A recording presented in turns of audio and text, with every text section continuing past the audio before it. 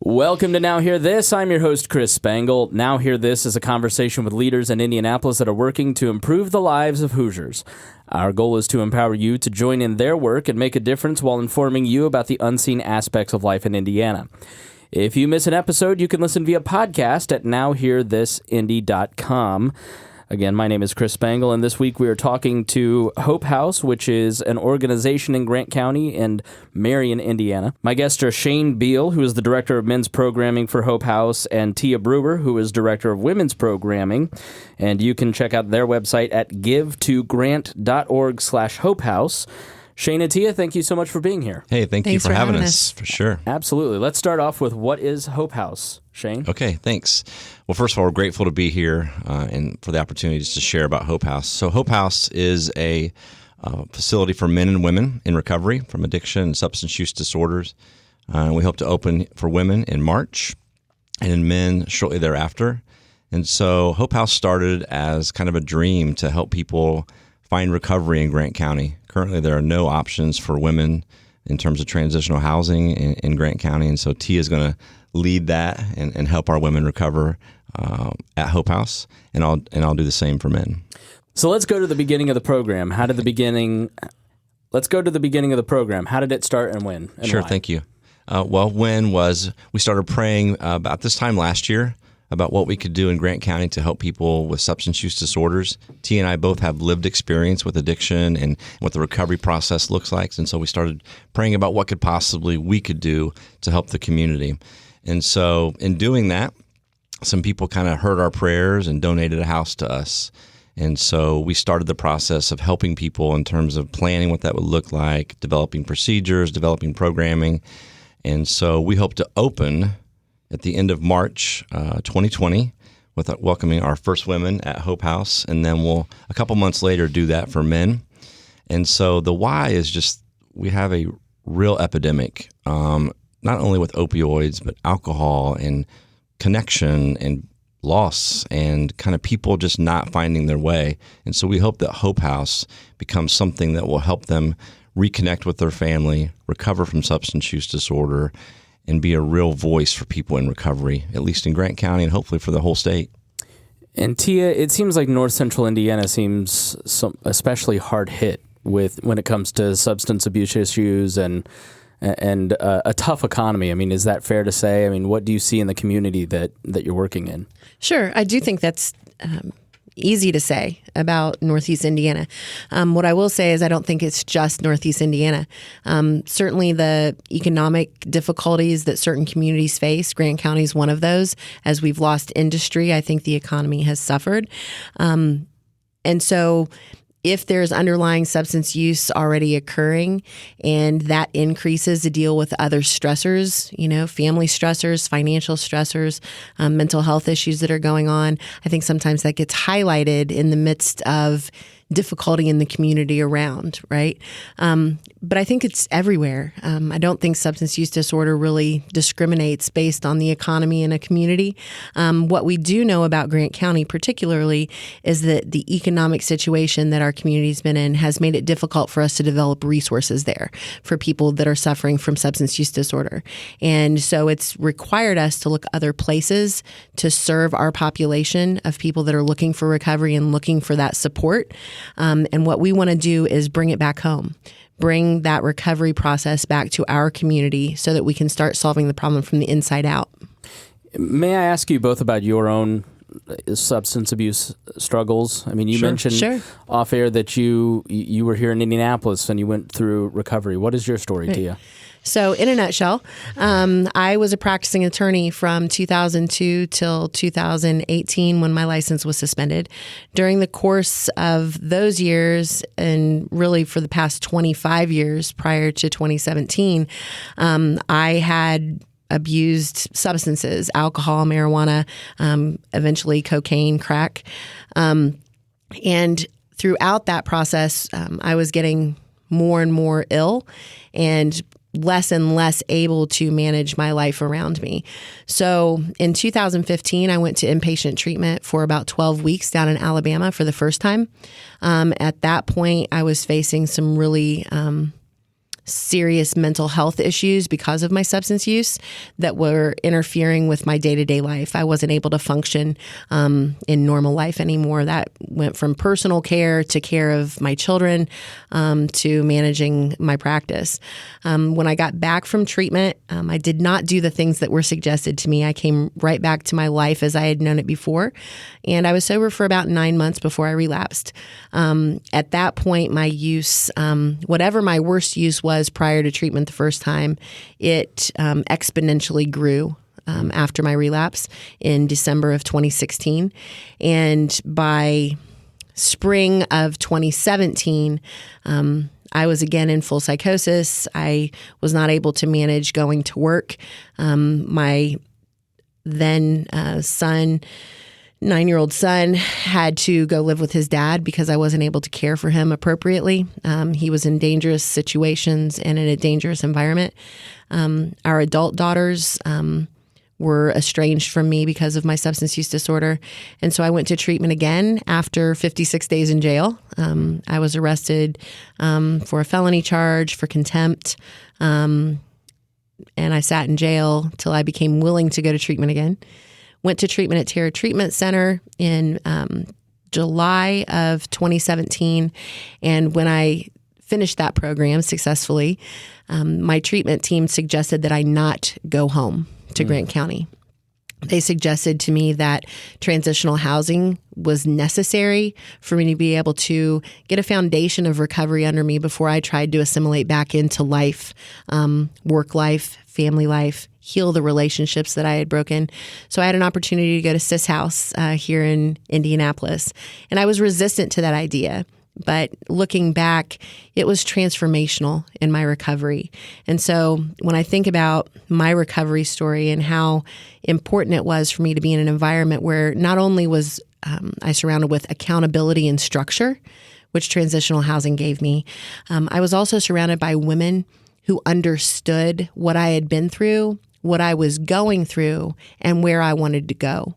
And I learned tools that I wouldn't have learned otherwise. And I was surrounded with love from people that loved me right where I was and people that were able to connect me to a recovery community that I've now embedded myself in. And that supports my recovery every day. And so that's what I want to do for other women. That's what we want to do, is give them that bridge between active addiction, early recovery, and then a lifelong recovery process that they continue on well past when they leave Hope House. Well, thank you for sharing that. It's powerful. I want to ask you about resistance, because I heard that concept a couple times in there. And I think if you're listening to this program and you've got a loved one who's struggling with addiction, or you just are aware of it, you hear the concept of resistance a lot. You were resistant to go to the house. What, from your past point of view, like, where does that concept come from? Why were you not willing to go to the house? Sure. So a lot of my addiction story is about resistance, right? I was resistant to the idea of spirituality. I was resistant to the idea of connection with others being important in my life. I was resistant to the idea that there was something greater than me in the world that I needed to be accountable to, whether that be society, whether that be my children and my family, or whether that be, a spiritual force in my life, such as God. And so what I had to do was learn how to understand that I wasn't always the solution to the problem in front of me. And that was a very difficult thing for me to grasp or even become willing to accept. It came from a place of pain. It came from a place of not wanting to be vulnerable. And so it really took me experiencing pain, relationships, placing boundaries between myself and them, loss. You had to lose enough before you finally admitted that I need to do something. Sure. And I had to have enough people that loved me desperately put their hand up and say, we won't be part of you dying anymore. And that was well beyond just financial support, right? That was about people saying, we can't participate in your slow death anymore. Emotionally, physically, we're not going to do it. And so it's kind of like being tethered to a post out in a corral. When the sun gets hot enough and your thirst gets deep enough, you start to look for find a way to quench that thirst. And then when that bucket's placed in front of you, you may become less resistant to at least try that water. Yeah. So that's my story. You're listening to Now Hear This. I'm your host, Chris Spangle. We're talking to Hope House, which is an organization in Grant County in Marion, Indiana. And they're working on opening their first home on March 1st. They're raising money, and you can help them at givetogrant.org/hopehouse. I'm talking to Tia Brewer, who is Director of Women's Programming, and Shane Beal, Director of Men's Programming. Shane, what's your story? Wow, thanks. So I hear Tia's story a lot, but every time I hear it, I still get emotional. Yeah. So very similar to Tia, I practiced law too for almost 20 years in Grant County. But really my whole life since the 6th grade when I had my first drink, I've kind of dealt with substance use disorders. Sometimes it was bad, sometimes it was really bad. And at the end, it became something that I just couldn't control anymore, couldn't hide, couldn't resist, as Tia said, and couldn't stay in that denial. And so I had lost so much through the process, my law license, divorce, bankruptcies, you name it, I lost it, right? And at the end, which is my story, I was homeless, and I was at a point where it was a breaking point for me. I did go to treatment that didn't really work, kind of like Tia mentioned in her own story. And my story actually ended up being at the Indiana Department of Corrections, where I was sentenced for crimes related to my substance use disorder. And I served actually 17 months in the Indiana Department of Corrections for those crimes. But while I was there, I got treatment. And sometimes that's the story, right? It just takes an opportunity to go somewhere where I could be alone enough to work on me and not worry about anything else. And I think substance use disorders do that to us. They push us to the point where we've got to do something or not. And Right. If we don't, then we're stuck with it. And so I was blessed enough to be able to be treated at the Department of Corrections. And then since I've been out, I've just kind of dedicated my own recovery and my own life to just trying to help people avoid the pitfalls and problems that my life entailed because of my substance use disorder. And so I get to do things like work with drug court, work with people in recovery, and then work with Tia as she walks with people, and we walk with people together in the process. And that's why we want to have Hope House be such an integral part of Grant County, is we know that pain, we can see it, smell it, hold it, push it away. There's a lot of things you can do with pain, and we hope to be able to fill that need and be the gap between people's pain and their recovery. And so both of us have really great stories, but everyone in recovery has a great story because that's the biggest miracle in their lives. You know, I wholeheartedly follow God, and I wholeheartedly believe that He can restore and redeem us. And because of that, we're our own greatest miracles. You know, walking on water, yeah, great. Letting the blind see, perfect. But for me, not having that pain is the biggest miracle I've ever seen. And so that's what we hope to do. It seems to me in both of your stories, there's pride, and then a moment Right. where not only do you have to choose humility, you're humbled, Yeah. and you expect a wave of shame. But when you finally reach that catalyst, when you finally both came to that moment where you decided, I need to accept some help, Yeah. what did you find in that moment from other people? Wow. Freedom. Grace, forgiveness, love like I've never experienced before. There's a couple things that happen in the recovery community, at least that I'm involved in, is that it's a vulnerable state of love, like unconditional, genuine acceptance at every level. And I think that that's what you see in recovery. I was in a Sunday school class this past Sunday, and they were talking about things that they wish they had. Man, I wish I could be vulnerable. Man, I wish I could be really more open with people. I wish that I felt accepted. And I'm thinking, man, that's the gift of recovery. That's what we have when we go to meetings and we share our stories and we say, you can have this. It's freely given, right? And so we try to share this message with as many people to say, you know what, this is what recovery looks like. It's not just that you're not using. It's not that you get your family back, but you get yourself back and you get your life back and you can be something more than you were ever when you were using. T, you said the word freedom. What does that mean to you? So many different things, right?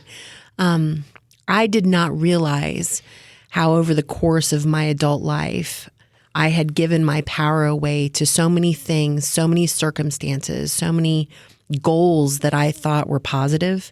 I had spent my entire adult life giving away my power and then complaining that I felt shackled to my life, that I felt captive to circumstances around me, that I felt held hostage by relationships that I chose, by feeling, tied to obligations for family or work or a career or the things that I wanted, right? The stuff.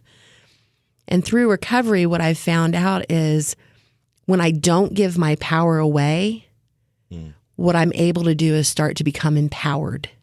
And there's an enormous difference between power that's dumped on you by stuff or people or relationships or accolades hanging on your wall from a career, right? When it's empowerment, that power comes from within me. And what I've learned through recovery and what I've been given through recovery is freedom to be who I am at my very best, right? Without worrying about how the other things in the world add to or detract from that. My day looks like, how can I be the best version of me there is? And yeah, that involves not drinking or using drugs anymore. That is such a small part of recovery for me. It seems like a huge part at the beginning, right? We count our days of sobriety. We do that throughout because that is important. And that is the basis. If I use or drink today, then all of the other stuff goes away. But the greatest gift of recovery is the ability to become empowered to be who I'm intended to be and be the best version of that. And sometimes, there are days when that version is pretty great. And there are other days when that version is maybe mediocre. Right. But either way, I have the opportunity tomorrow to become another best version of myself because I didn't get drunk or high today. Yeah. Any friend who's gone through recovery or through my own experiences with therapy, it's a very tender time. Why is recovery housing so important? Is it because it helps build a little bit of a shell around a person who is just really tender? I'm going to let T answer that because she's actually lived there and she has a really good story about how that works.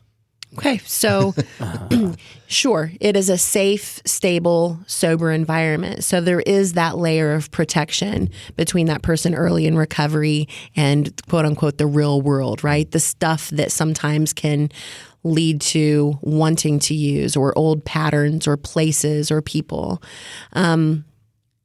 More importantly, within the environment of transitional housing, I go back to that part of empowerment where women and men in transitional housing are able to spend time just on themselves without expectations of the outside things, such as family relationships that may need healed, employment that has become difficult because of years of addiction, relationships with community members or the way they're viewed by the community because of behaviors during active addiction. Within the environment of transitional housing, you're around people that understand that all that brokenness and all of those things that need healed will come over time as the work of recovery happens. But while that's happening, you're surrounded by people who have been there, who are doing the same work in their own way through their recovery. You're learning tools on how to do those things that you have no clue how to do because you've never done them before. And you're held accountable to make sure that you're taking your medicine every day, right? That medicine being those things in recovery that keep us well, right? That keep us moving forward rather than falling back. Does that mean pharmaceuticals or does that mean therapy? Does that what do you mean medicine? So when I say medicine, my addiction is a disease, right? And there is certain medicine, quote unquote, that I have to take every day. Those things being connections with other people in recovery. Those things being therapy, perhaps through individual therapy, group therapy, intensive outpatient, perhaps pharmaceuticals, right? If I have underlying mental health issues of depression, anxiety, bipolar, I mean, the list goes on to things that lead people to look to self-medicate. Those may be part of that prescription. Connection to something greater than myself, service to my community, learning how to get up at a certain time each day, be responsible for my space and take pride in that and myself, learning how to take care of myself, right? Self-care, time to myself, not saying yes to everyone. And then within that environment, also being able to heal those outside things and having a safe place to come back to say, well, this is what worked today and this is what didn't. And I'm safe here, and I'm going to have a place where people can support me and give me suggestions that maybe I haven't considered to help fix those things more. You're listening to Now Hear This. I'm your host, Chris Spangle. We're talking to Tia Brewer, Director of Women's Programming, and Shane Beal, Director of Men's Programming for Hope House, located in Grant County in Marion, Indiana. And you can find out more about them and give to grant.org/Hope House. They're working on raising funds to start their recovery house. And I noticed in doing my research for this that you follow the 12 steps, that you put people on the 12 steps. Maybe give a brief overview of what that is for those that might not be familiar. But my question truly is, why has the 12-step program endured for so long and been so successful for so many people? Tia? Right. So for me, 12 steps has been integral in my own recovery. And so we want to share that opportunity with the people that will live at Hope House, right? So a 12-step program is, I'll break it down into just some simple parts, okay? So 1, I've got this problem that I can't control, okay? For me, it was drugs and alcohol. 2, I am looking and I believe that something bigger than me can fix this problem and take it away and take it out of my hands. 3, I'm willing to let that higher power do that. I'm going to get out of the way. I'm going to take someone else's direction. I'm going to let someone else drive the bus. And then from there, I'm going to do those things. I'm going to clean house, right? I'm going to take responsibility for the things that I've done wrong and the behaviors that I've created or that I've participated in that have hurt other people. I'm going to figure out what led me to thinking those behaviors were okay. I'm going to ask my higher power to help rid me of those and take those things from me so that I have a fresh slate, that clean slate. I'm going to move forward and take responsibility not only to myself and someone else in recovery, but I'm also going to take responsibility when I can to those people that I've hurt. I'm going to ask them how to make that right with them. I'm not going to make that prescription myself either for healing. I'm going to ask them what they need from me to heal what's happened. And sometimes that'll happen quickly, and sometimes that happens over time, and it may not happen in some instances. But then I push forward and I continue to search for those things to help me better myself. I create connections with people. I deepen my relationship with my higher power. I continue to search inside myself to eliminate those things that have gotten in the way before in my life of being the best version of me. I'm going to continue to try and make connections with other people that are looking for the same thing. And I'm going to give that to them. I'm going to give them the opportunity that was given me when they want it, right? Not going to force it down anyone's throat, but what I'm going to do is I'm going to freely offer to you what I've been given through the suggestions and guidance and love of the people around me in recovery. I'm going to be willing to give that to you. And then tomorrow morning, I'm going to wash, rinse, and repeat and do it all again. Yeah. That's right. So, yeah. So we don't have a lot of time left, but if someone is listening right now, and I'm sure they are, that either is in them hearing this and seeing themselves in it, or seeing a loved one in it, what would you recommend as some first steps? First, for the person that may think that they have an addiction issue of some sort, or a loved one has an addiction issue and I don't know how to help them. What recommendations would you make? I'll take the first one. So if someone out there is struggling today, first of all, I want you to know that you're not alone, and that it's okay. And it's okay to ask for help. And we hope that you do that. And so you could call us. You can find the information on our website. What's the phone number? 765-667-0150 is my personal cell phone. You can call me at any time. I always have it on me. I'll never not answer. I'll never not return your call. You can always ask for help. That's what I would say, that we're always going to give you the help that you want. And what if you have a loved one? You hear a husband, a wife, a son, a parent in these words. What should someone do? Right. So you can always call me too. So my number is 765-506-1482. And that's not just true of an individual who may think they're struggling or is struggling and wants help, but also for family members, friends, colleagues that are looking for answers, because we've been there. We've been on both sides of it, right? We've been the one struggling, and we've also been there as someone watching someone we love struggle. So reach out for help. Ask questions. There are no dumb questions. Right. Look at resources and ask for help. Keep talking. And more importantly, love that person where they are. Love them where they are. That doesn't mean help them die, right? It doesn't mean don't set boundaries. What it means is love them where they are, so that when they do reach their hand out for help and when they're ready, you're able to at least offer them the resources and a way to get there.